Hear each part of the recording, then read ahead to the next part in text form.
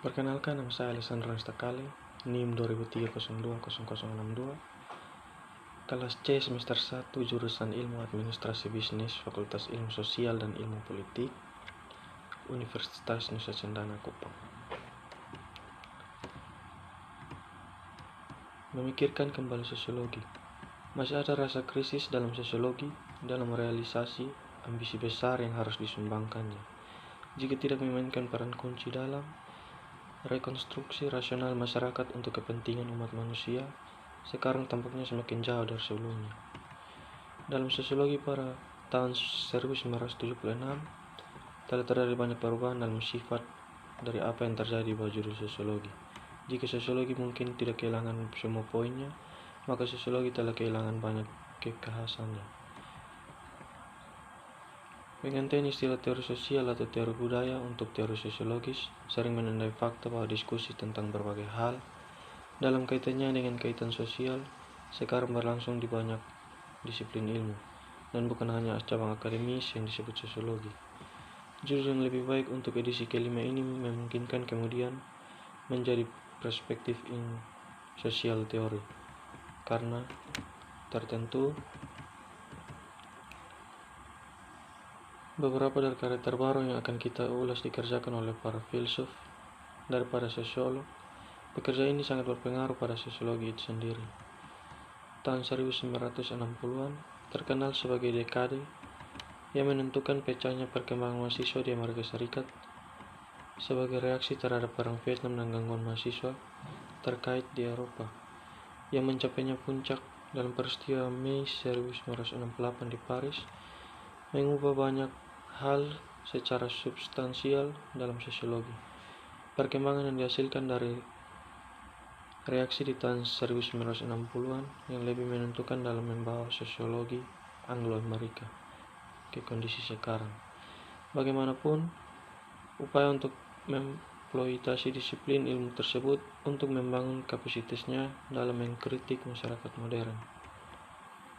Di bawah nama strukturalisme, perkembangan konsepsi manusia di ilmu sosial yang baru dan tampaknya sangat berbeda sedang berlangsung di Prancis, terutama Paris pada tahun 1960-an. Pendekatan ini tampaknya menawarkan proyek sosiologi ilmiah yang berhasil meskipun dengan cara yang tidak diharapkan oleh siapapun.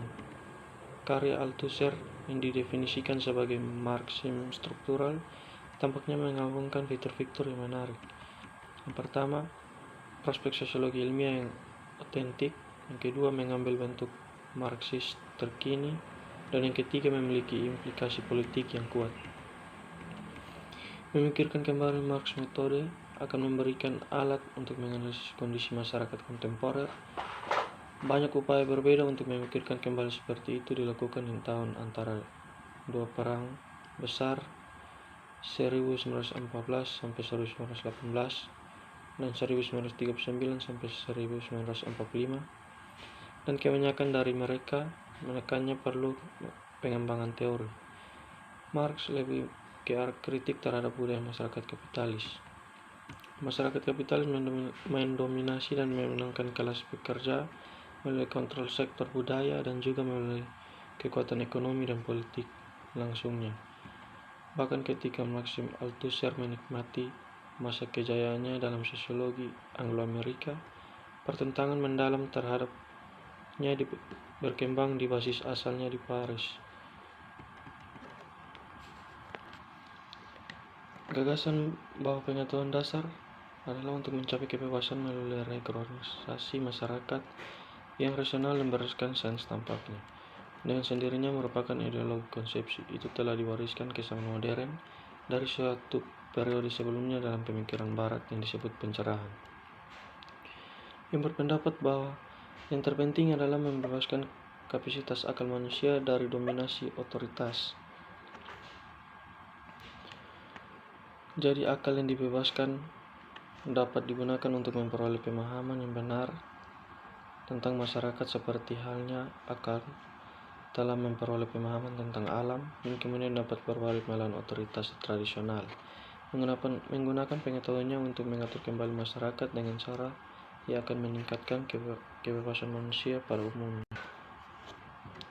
Karl Marx sangat mempengaruhi pertama teori sosiologis dan sekarang teori sosial tanpa merupakan trio Karl Marx, Max Weber, dan Emil Durkheim.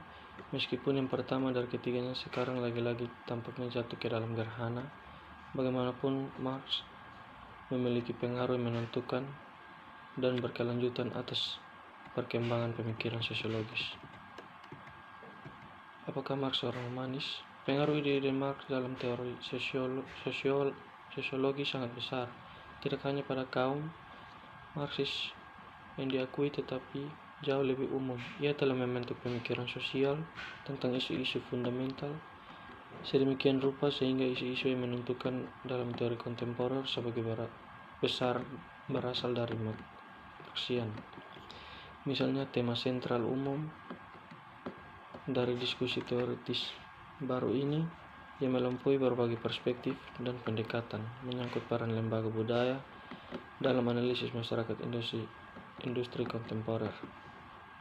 Sementara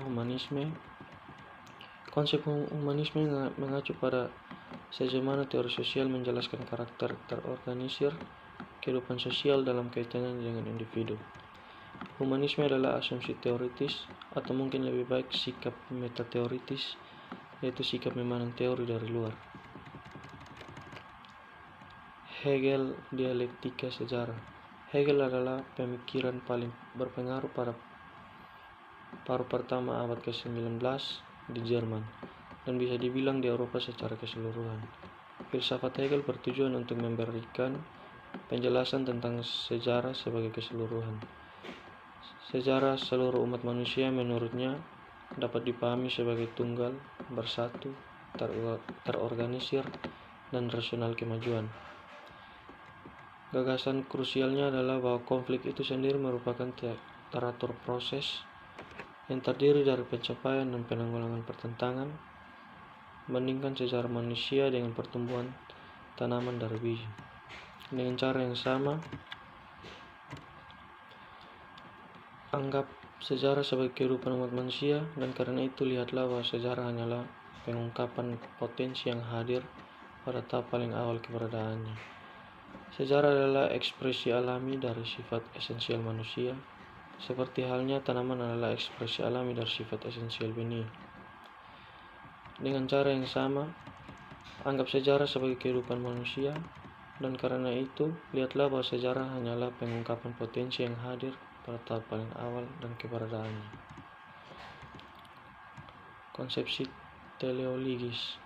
Gagasan bahwa sesuatu didorong atau diperjuangkan menuju tujuan tertentu disebut konsepsi teleologis.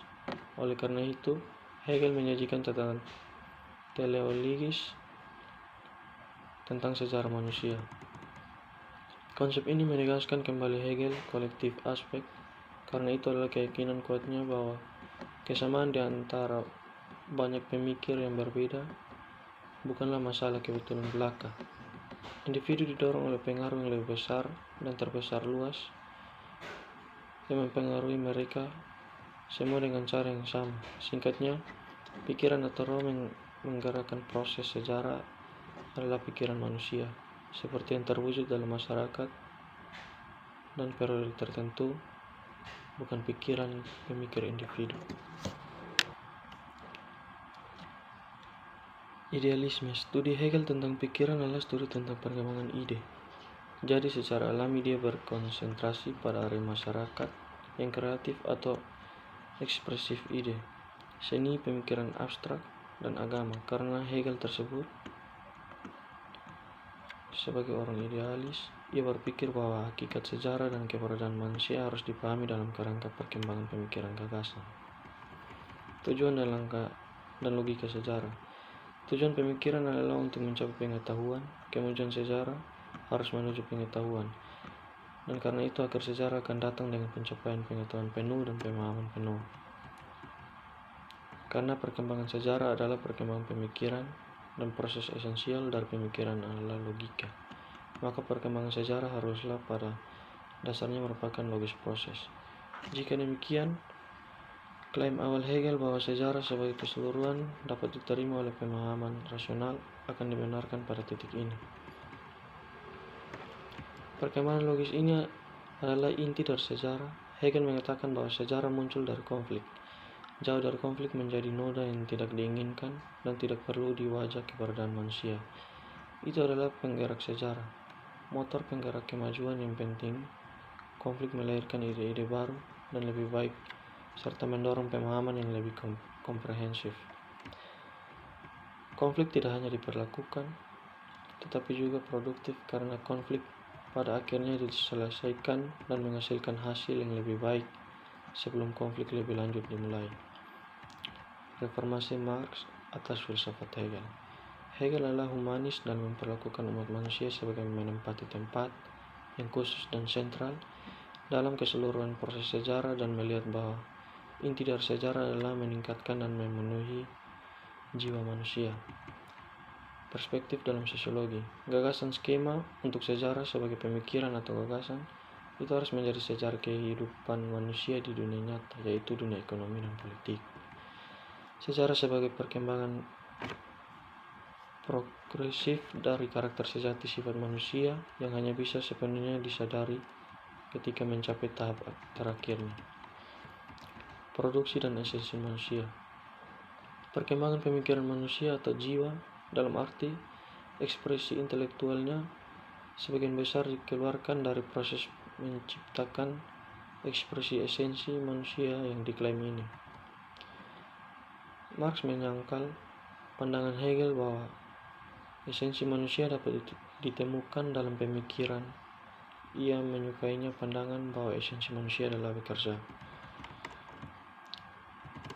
Selanjutnya bekerja yang melibatkan transformasi fisik dunia di sekitar kita secara harfiah mengubah dunia kita, sedangkan berpikir tidak membuat perbedaan fisik apapun.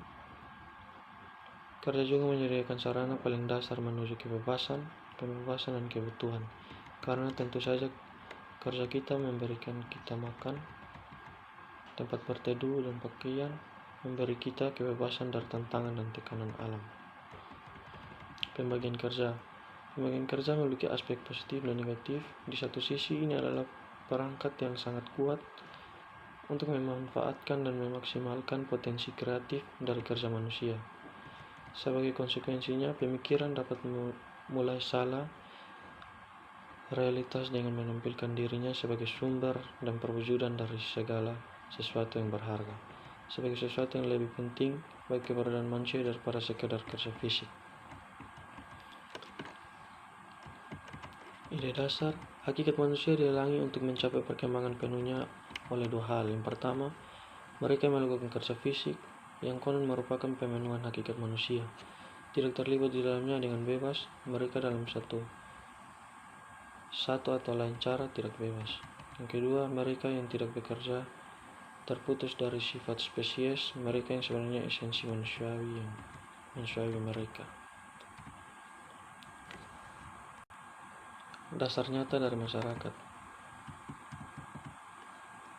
Tujuan haruslah untuk menentukan dalam realitas itu sendiri bagaimana esensi manusia berkembang melalui pembentukan dan reformasi kondisi sosial, politik, dan ekonomi.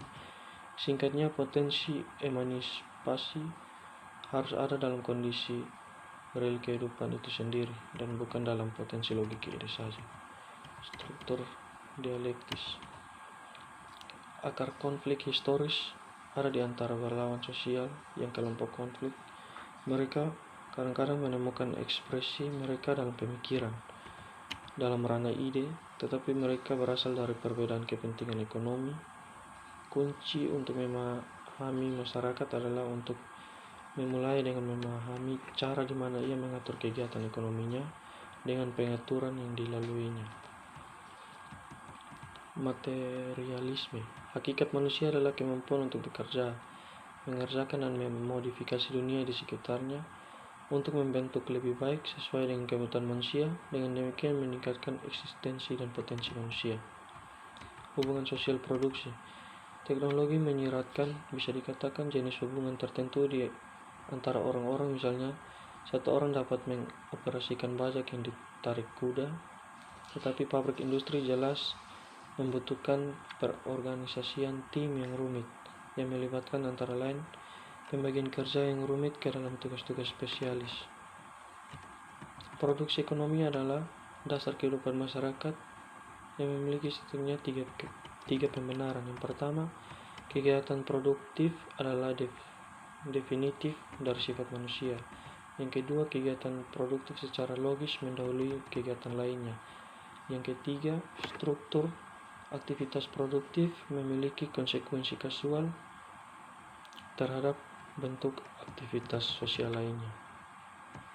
Sifat dan fungsi ideologi. Gagasan ideologi ini sangat penting dalam membentuk dampak pemikiran Marx selanjutnya terhadap sosiologi. Ideologi adalah sistem ide yang secara sistematis menyesatkan realitas. Itu dilakukan dengan cara-cara melayani kepentingan kelompok-kelompok sosial, terutama strata penguasa. Model dasar struktur masyarakat, kita sekarang sedang dalam perjalanan untuk menetapkan dua pilar utama pemikiran Marx. Yang pertama, metafora dasar substrastruktur dengan konsep ideologi. Yang kedua, ide sejarah sebagai kemajuan melalui konflik kelas.